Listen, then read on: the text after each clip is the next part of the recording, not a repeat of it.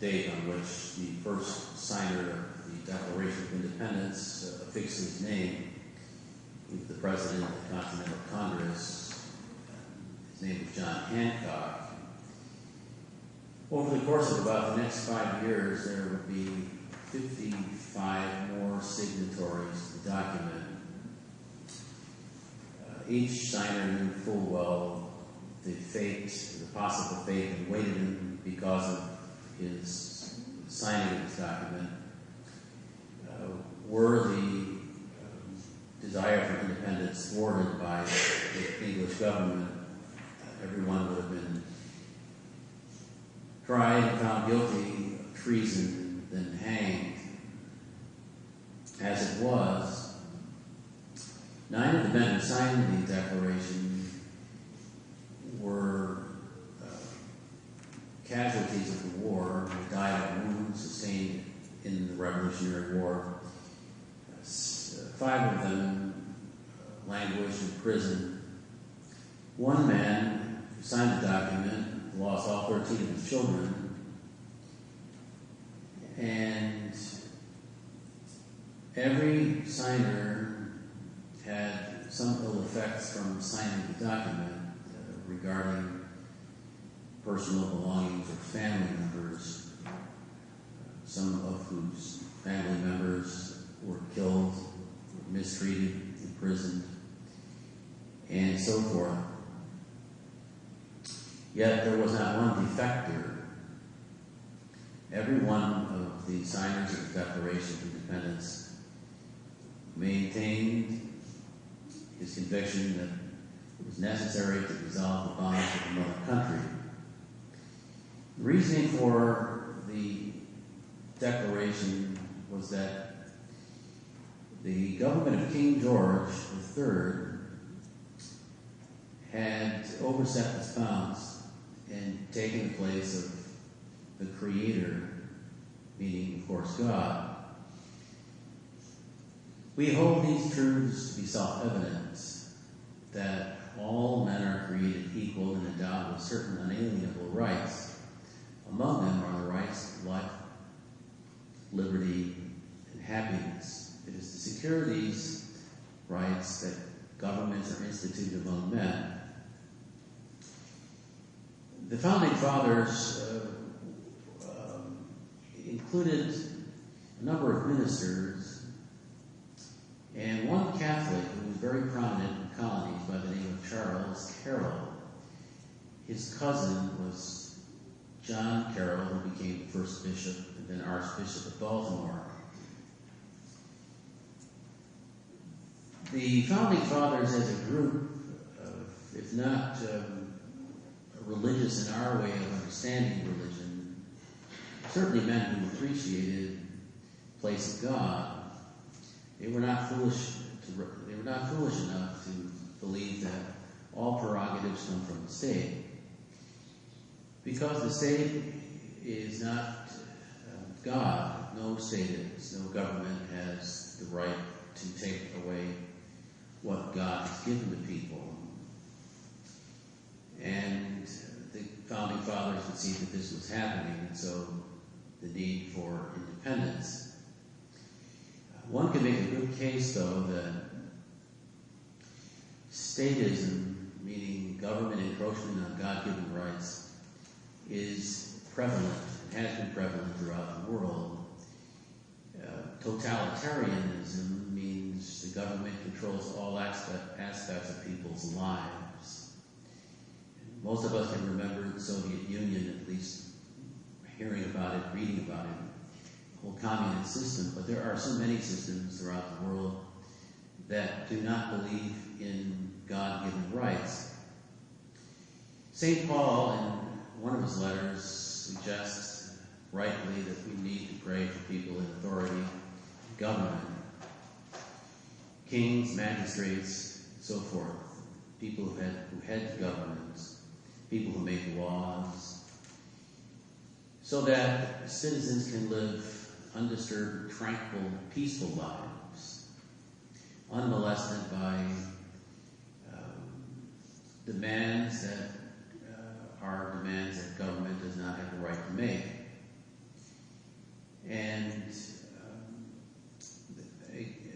is important for people in authority to be humble enough to recognize their place.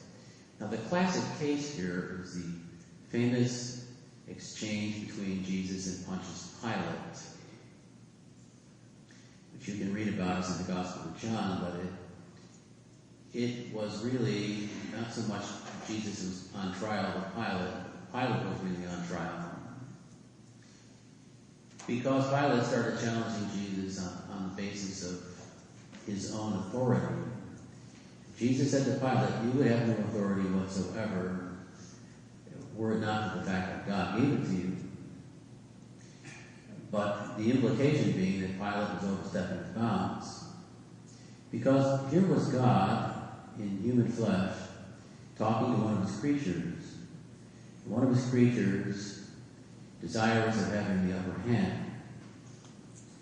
This, of course, is totally wrong. Jesus never made any political statements, never gave any speeches. In fact, on a number of occasions, people wanted to make him a king. He wouldn't stand for it. The devil himself wanted Jesus to bow down before him so that he, meaning Jesus, would have some sort of secular power. And it's not that being head of government or a kingdom is a bad thing. That isn't the point at all. We need people or responsible leaders. But it wasn't Jesus' mission. He wasn't sent into the world to save the world through political means, but rather to save people from their sins, give people a new life. But Jesus did say, when he was put on the spot, whose image is this on the coin? That is to say, why don't you pay the taxes, Jesus? Jesus said, well, whose image is this on the coin? Caesar. Give to Caesar what is Caesar's. In other words, render debt or obligations, the legitimate obligations that we have as citizens, but give to God what is God's, meaning everyone in a nation from the top down has obligations to God. And the virtue of religion is very important. One of the things that we hear today, and the communists were good at this, because in the old Soviet Union, they talk about freedom of worship. We'll hear about that today, how important freedom of worship is. And freedom of worship is important, but it's a mask that is used to conceal a much more important and more comprehensive freedom, which is freedom of religion. Freedom of religion means the right to practice our faith out in public. We will not get in trouble for standing up for our convictions that we have as Catholic people, Christian people, when we're out conducting worldly affairs. And our government, unfortunately, has gone from becoming neutral about religion to really becoming adversarial. And many of you have been following the Supreme Court's deliberations concerning the Health and Human Services Department mandate that employers must cover certain types of abortions and sterilizations and contraceptives and so forth if they have 50 employees or more, and they're not just a church organization, even though the employer doesn't believe in these things. It's a way of our government supporting and sanctioning a kind of soft totalitarianism. It's opposing people living according to their conscience, which is not good. We need people in public life who themselves practice faith. Now, 5 of the justices on the Supreme Court are Catholics, which is good. Of course, we need people who practice the Catholic faith. The woman who was responsible for the Department of Health and Human Services mandate, thankfully is out of office. She was a Catholic, but not a good one. And a person can do a great deal of damage by not living out faith if a person has a position of power. Power is really not legitimately used if it's used to coerce people to do things that violate human dignity at any level. was with good reason that when our Constitution says that only Congress can declare war. Well, our country is moving in the other direction where one man can declare war effectively, the president, which is wrong. Because anything of that type, any decision of that type, should not be taken lightly, should not be left up to one person. So we have to be very vigilant people. Will our country be around in 50 years? It's hard to say. There are very powerful people in the world who want to do away with national sovereignty, including national borders and so forth.